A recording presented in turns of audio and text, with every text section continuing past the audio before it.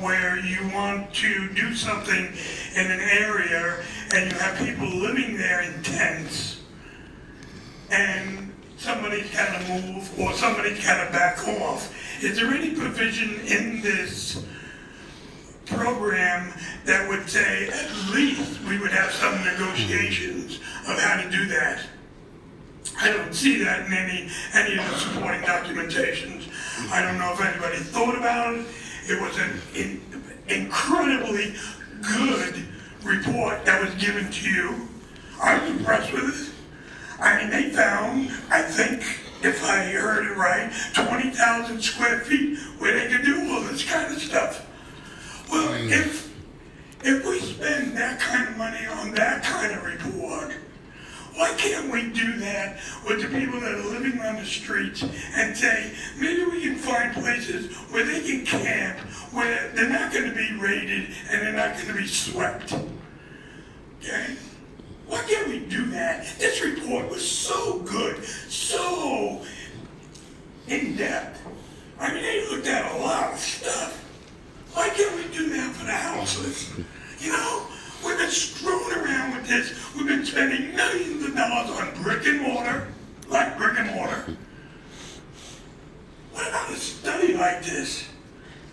That we actually do it and say, what's the best practices? We keep yelling at you for 10 years about different cities and you ignore them. But you come with a report today that's really impressive and we support it. It's really hard for us to support something you're doing. It's like supporting something Trump says.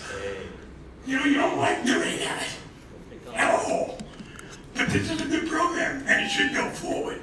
But you should expand it and ask these people, because they know what they're doing, to do a study.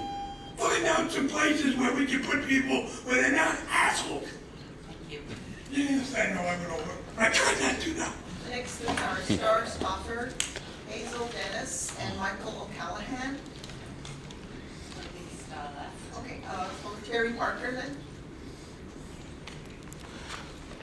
Anybody else would like to testify, please come on up.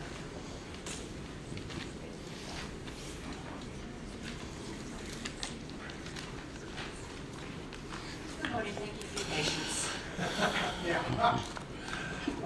Thank you for the opportunity to testify. My name is Terry Parker. I live in Northeast Portland. This resolution correctly identifies streets as public spaces to foster inclusive community connections.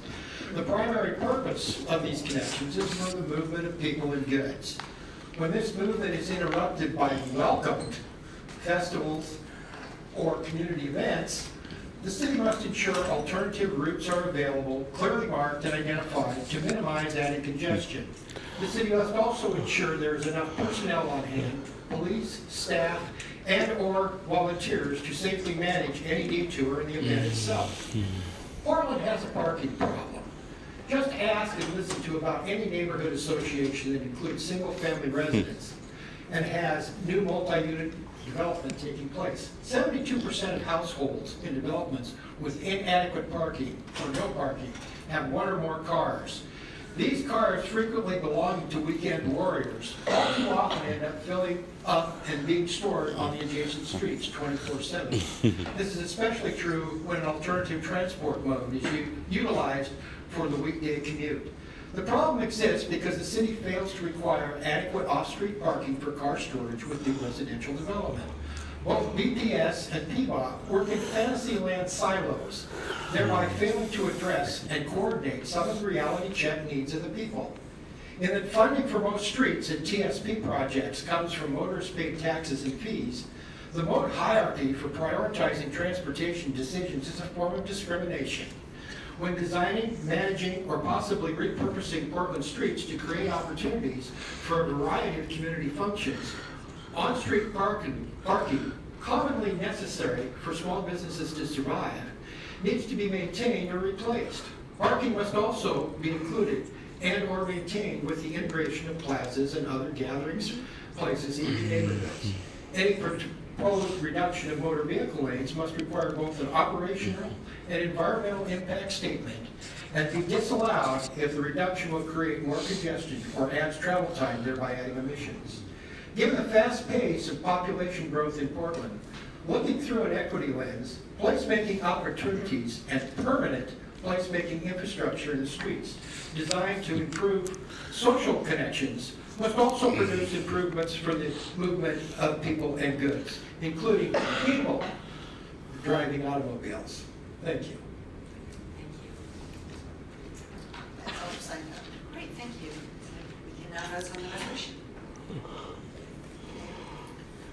Well, I'd like to thank PVOT for their lovely presentation, and I'd also like to congratulate you because it's not very often that one receives praise from Mr. Walsh, so good job.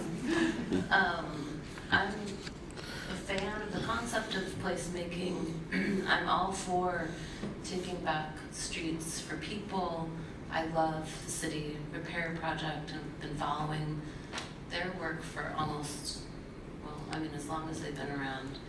But I do want to acknowledge some of the comments that were made by community members today.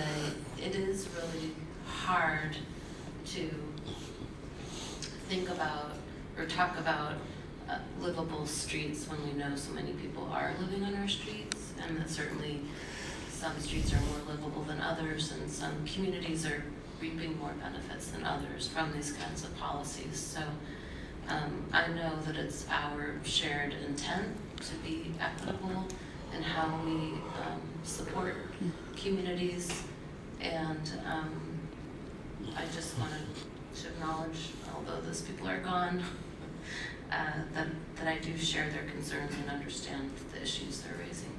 And with that, I'm happy to vote aye. Well, I want to thank the project team, Sarah, Kristen, and everybody else who worked on this, our stakeholder advisory committee too, for the great job that they have done in helping to shape this living, breathing, livable streets strategy. I'm very impressed just from the photographs of the types of creative uses of our streets that people are coming up with. So it's indeed good that PVOT prioritizes people. And I also want to recognize Margie Bradway in her last appearance before City Council, at least last appearance as a city employee. She is moving on to a senior management position at Metro. She's been our active transportation manager, and she has done a great job and has tremendous enthusiasm and passion for her job, and those are qualities that will serve her well in every capacity that she serves in the future. So thank you, Margie, for your great work for our city, and I am pleased to vote aye. Fritz. Well, I'll definitely add my thanks to Margie for all your work in the city. It gives me another good reason to go to the Metro Policy Advisory Committee meeting, so I look forward to crossing paths with you again there. Thanks to everybody. This is really exciting. As somebody whose primary mode of transportation is walking whenever I can and then transit, I want to give credit to Mark Lakeman and the Village Building Conversion Situate Plan. I mean, the Sheriff Square, which was the one that got this whole thing started, was back in 95 or 96, where Mark and his neighbours did an intersection repair, as they called it. And then Commissioner Charlie Hales was Transportation Commissioner and figured out, yeah, this is a good thing, let's keep doing these. And since then, when I do have to drive to go to various places that are almost transit inaccessible, especially to get back to my neighbourhood in Duke Southwest, I often kind of stop in my driving because you come to an intersection that's so pretty and beautiful, and you know that neighbours from around it created that in stairs, and they're all different. The sunflower one in Sunnyside is one of my favourite, but they're fantastic. And as I said, I've been longing for quite some time to make use of the view of Mount Hood that can be seen from the centre of an intersection near my home. So I will start talking with my neighbours. Thanks to Mark Lakeman. Village Building Convergence, if you don't know about it, we're taking from all over the world to do volunteer projects here in Portland. I helped with the Arleta Triangle and with a project in Fostering, basically playing with mud. It was what it seemed like, but in fact we created some really beautiful spaces, and it's the community doing that, and I'm so happy that this is now becoming an official policy.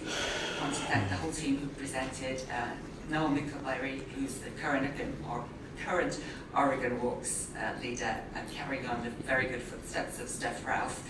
Rudy DeCruz with City Repair, who's again continues to work with Mark Lakeman, Brian Hoop and Stephanie Reynolds, formerly with the Office of Neighbourhood Involvement, were very key, I know, and Alan Schmidt in Portland Parks and Recreation. I appreciate all that he's contributed to this.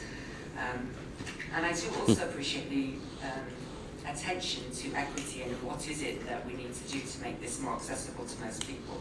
So as Janine Gates on my staff identified, really simplifying the permitting process, less time to issue permits, online applications, low or no cost street barricades, and establishing this policy which actually supports the program and is intended to make it much easier to use.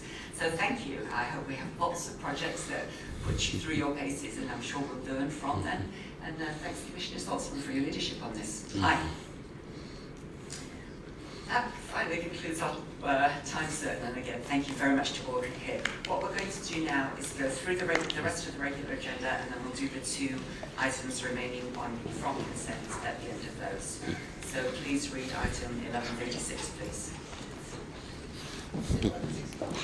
Yes, 1163.